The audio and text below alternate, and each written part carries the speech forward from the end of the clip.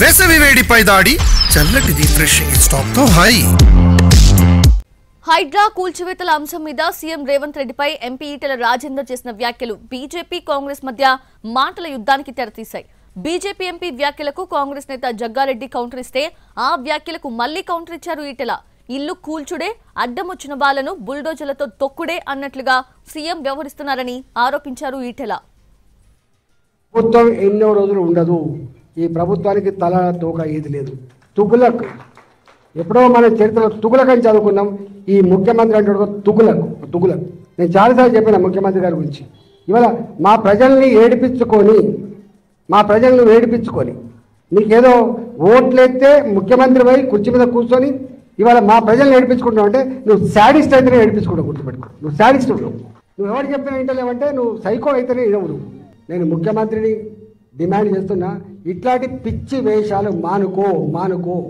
నీ కింద అధికారులు ఏం చేస్తుందో దృష్టి పెట్టు, నీ సిస్టమ్ను బాగు చేసుకో. కానీ మా ప్రజల జీవితాలతో చెలగాటపడే ప్రయత్నం చేస్తే కబర్దార్ నా కొడుక అని చెప్పి హెచ్చరిస్తున్నా.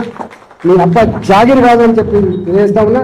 తెలంగాణ రాష్ట్రానికి నిధులు కావాలని అంటే ఎంపీగా పోయి నరేంద్ర మోడీ గారితో మాట్లాడి రూపాయి తెచ్చే సూరత్ లేదు. మాటలు మాట్లాడతావు నాయనను, ఏం మాటలు బేకు మాటలు అవి.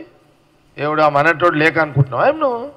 అంటే ఆ సెకండ్కి అక్కడున్న 10 మంది జనాలకు నువ్వు కనెక్ట్ కావడానికి నువ్వు ఎవరిని పడతాను కొడక అంటే పడతారా బేకు?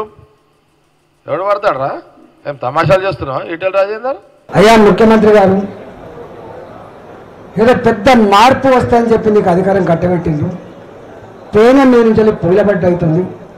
ఎందుకు ఇట్లా ఆలోచిస్తున్నారు అని చెప్పి చాలాసార్లు మాట్లాడితే ఆయన ఇంకింత రెచ్చిపోయి అన్న మాట ఏంటంటే, ఎవరు చెప్పినా వినను, నేను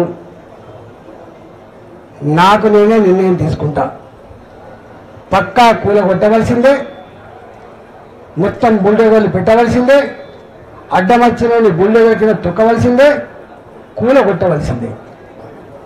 ఎవరు చెప్పితే వినని వాణ్ణి, ఎవరు చెప్పినా వినని వాణ్ణి ఆయన నాయకుడు అనరు, మనిషి అనరు, సైకో అంటారు అని చెప్పండి. సైకో అంటారు అని చెప్పండి.